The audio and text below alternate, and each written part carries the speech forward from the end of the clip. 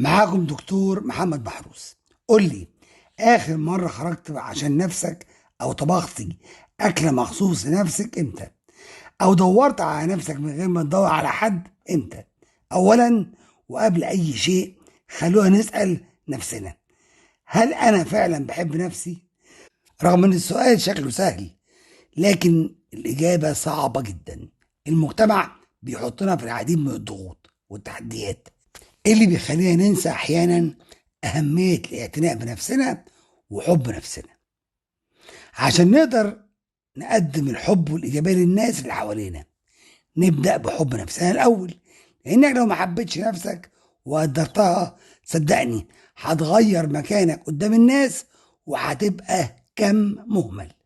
في ناس لو ما طلبتش منهم الاهتمام عمرهم ما هيعملوه، وكمان لو انت مش بتحب نفسك هيدوسوا عليك بكل قوتهم لانك سمحت بده من اهمالك لذاتك. اوعى تفتكر انك اما تلبس او تاكل او تشرب كويس ده بسبب حبك لذاتك. ممكن تكون بتعمل ده عشان الناس او الشغل. لازم تحب نفسك من جوه بجد. في ناس بتشوف حب الذات غرور او انانيه، لكن علماء الاجتماع ليهم رأي تاني في الموضوع ده: إن حب الذات تقدير للنفس وقبول للعيوب والإيجابيات، ومش معناه تفاخر ولا كبر. ليه حب الذات؟ لأنه استيعاب وقبول للنفس.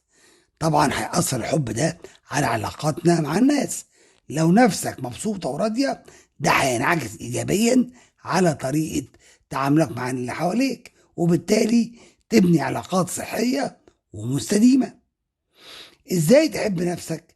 مش معناه تكون مغرور، بالعكس، هي عملية داخلية بتتضمن قبول عيوبك وتحسين نفسك بشكل إيجابي، لكن بدون تفكير مفرط في الذات. ودي مش رفاهية، لكن حق ليك.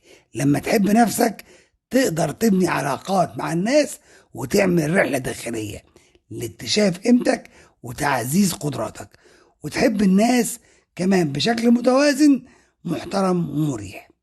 في بعض النصائح بسيطة ممكن تساعدنا في تحقيق حب الذات. لازم تتقبل نفسك زي ما هي، إيجابيات وسلبيات، مفيش حد كامل، والجمال في التنوع والاختلاف.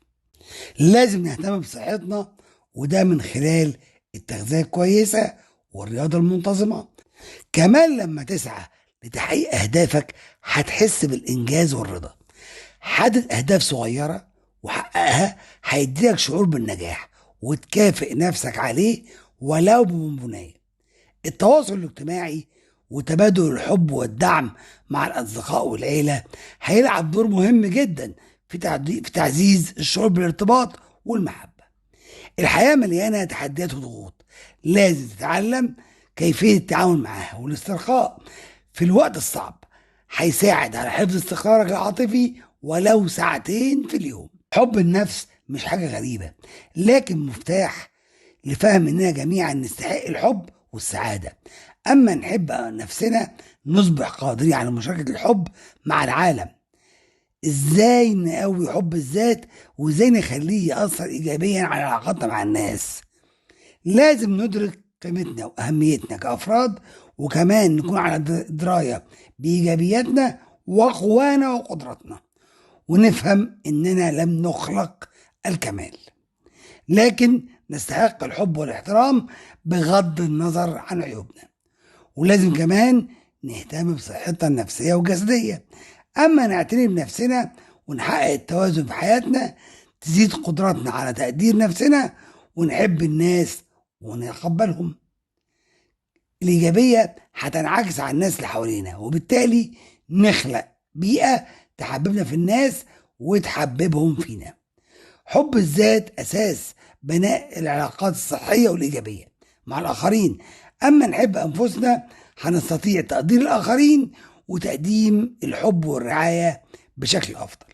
آخر حاجة أحب أقولها في الموضوع ده: حبك لذاتك وبدون تفريط أو إفراط هيخليك تتحمل الخذلان أو خيبة الأمل في الناس. وكمان محتاج أقول لك إنك لازم تعرف إن ركوب قطار التضحيات ده اختيارك. فلو ما كنتش بتعمل ده بإرادتك وحبك لذاتك هتحاسب على فاتورة كبيرة جدا، لأن محدش هيقدر تضحياتك دي غيرك. فعشان كده حب ذاتك.